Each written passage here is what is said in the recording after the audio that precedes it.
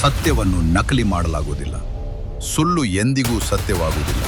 ಆದರೆ ಸತ್ಯವನ್ನು ಹುಡುಕುವ ಪ್ರಯಾಣ ಮಾತ್ರ ಎಂದಿಗೂ ನಿಲ್ಲುವುದಿಲ್ಲ.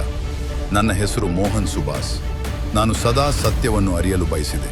ಮೂಲವನ್ನು, ಅಸಲಿಯತ್ತ ಕರೆದೊಯ್ಯುವ ಸತ್ಯವನ್ನು. ಏಕೆಂದರೆ ಸತ್ಯ ಕಾಲಾತೀತ. 2500 ವರ್ಷಗಳ ಹಿಂದೆ ಒಬ್ಬ ಮಹಾಮಾನವನು ಲೋಕಕ್ಕೆ ಮಾರ್ಗವನ್ನು ತೋರಿಸಿದ. ಅವರು ಗೌತಮ ಬುದ್ಧ. ಅವರ ಧಮ್ಮ ಹಿಂಸೆಯಿಲ್ಲದ ಜೀವನ, ಕರುಣೆಯಿಂದ ಕೂಡಿದ ಚಿಂತನೆ, ಜಾಗೃತಿಯ ದಾರಿ. ಈ ಧಮ್ಮವನ್ನು ತನ್ನ ಜೀವನದಲ್ಲಿ ಅಳವಡಿಸಿಕೊಂಡವರು ಸಮ್ರಾಟ್ ಅಶೋಕ. ಯುದ್ಧದಿಂದ ಗೆದ್ದವನಲ್ಲ, ಕರುಣೆಯಿಂದ ಜಗತ್ತನ್ನು ಗೆದ್ದ ನಾಯಕ.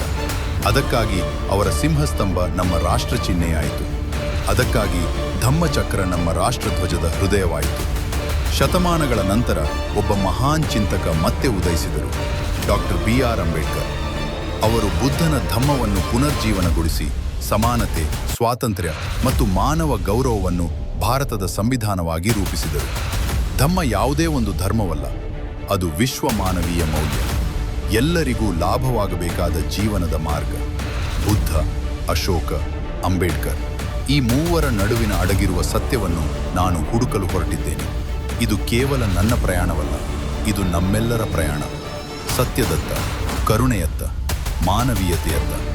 ಬನ್ನಿ, ಈ ಪ್ರಯಾಣದ ಭಾಗವಾಗಿರಿ. ಒಟ್ಟಾಗಿ ಒಂದು ಜಾಗೃತ ಸಮುದಾಯವನ್ನು ನಿರ್ಮಿಸೋಣ. ಧಮ್ಮ ಯಾತ್ರೆ.